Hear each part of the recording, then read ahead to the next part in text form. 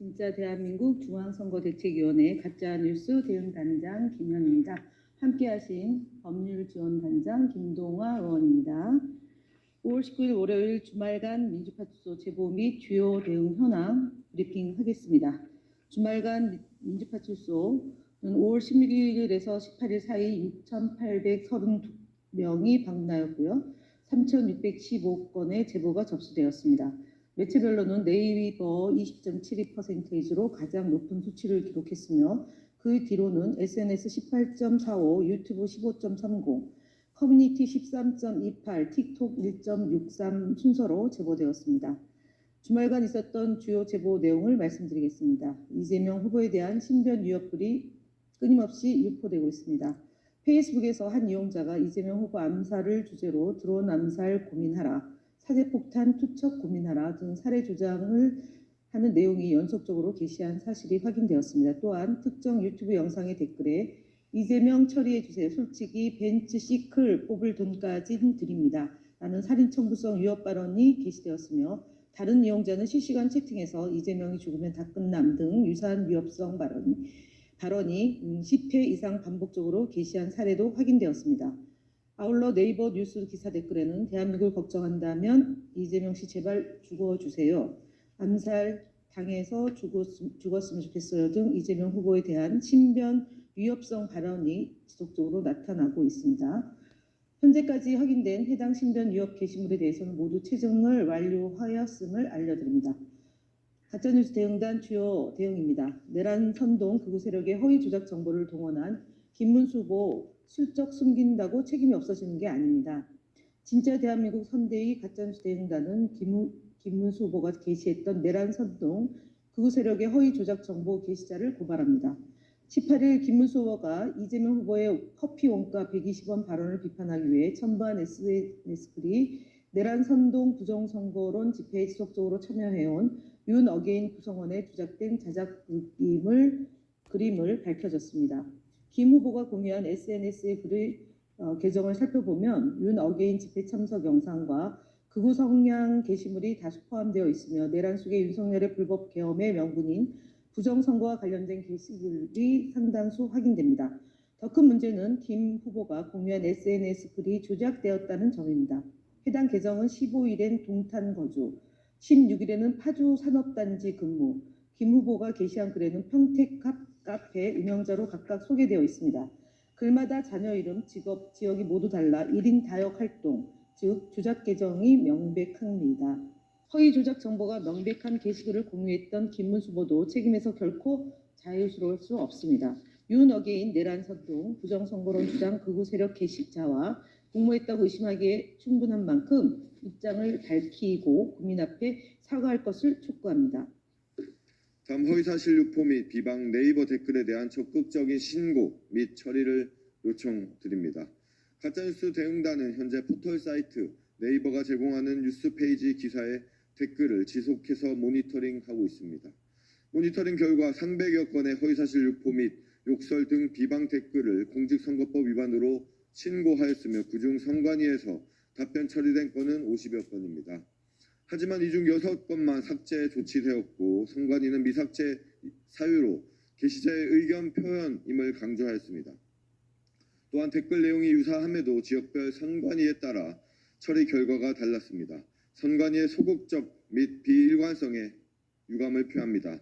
이에 가짜뉴스 대응단은 공직선거법 위반 댓글에 대한 중앙선관위의 방침을 확인하는 한편 적극적인 조치를 요청할 예정입니다. 선관위의 판단에 따라 삭제된 댓글은 고발 조치할 계획이며 이미 주요한 헤비 댓글러들의 경우 법적 대응 준비를 마쳤습니다. 가짜뉴스 대응단 뉴스 댓글을 통한 허위사실 유포 및 비방으로 대통령 선거에 영향을 미치려 하는 행위에 대해 강력히 조치할 예정입니다.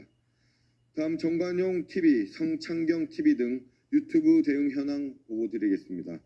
정관용 TV, 성창경 TV, 펜앤마이크 TV 채널은 현재 판결이 확정되지 않은 상황에서 이재명 후보의 혐의 결과를 단정하는 프레임을 지속적으로 사용하며 방송하고 있습니다. 또한 검찰의 강압 수사로 사망한 피해자 등의 사건에 대해 근거 없는 의혹 제기를 반복하며 허위 사실을 유포하고 있습니다. 이는 공직선거법 및 정보통신망법의 위반에 해당합니다. 이에 해당 언론사들에 대해 중앙선거관리위원회에 신고하고 구글 측에도 정식으로 신고 조치를 완료했음을 밝힙니다. 다음 국민의힘 거짓말 시리즈입니다. 국민의힘 대선 후보 김문수 거짓말 시리즈 9번째입니다.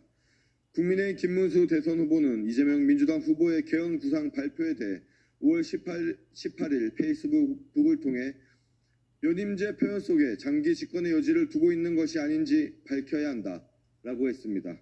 이에 발맞추어 국민의힘 선대위는 더욱 거짓의 수위를 높여 상금 부대변인의 논평을 통해 이재명 후보 연임제 개헌은 장기 집권 시도의 독재 야욕에 불과하다고 주장했습니다. 윤석열 탄핵 이전부터 개헌론을 부르짖고 이재명 후보에게 개헌에 대한 의지를 밝히라고 하더니 막상 이재명 후보가 구체적인 개헌안에 대해 발표하자 영구 독재 시도라며 악의적 거짓말을 하고 있습니다. 민주당과 이재명 후보의 모든 행태를 이현령 비현령식으로 끊임없이 공격하는 것입니다. 이재명 후보는 5월 18일 기자 간담회에서 우리 헌법상 개헌은 재임 당시 대통령에게는 적용되지 않는다는 게 현 헌법 부칙에 명시되어 있다고 밝혔습니다. 국민의힘은 비판을 하더라도 헌법의 내용을 제대로 알고 비판하시기를 바랍니다. 또한 김문수 후보와 국힘 선대위 부대변인은 이재명 후보의 헌법 개정안 제안에 대해 푸틴의 장기 집권을 운운하며 이재명 후보에게 독재자 프레임을 시위를 하고 있습니다. 황당한 것은 선대위 대변인의 논평이 소련의 독재자 러시아 푸틴이라는 표현입니다.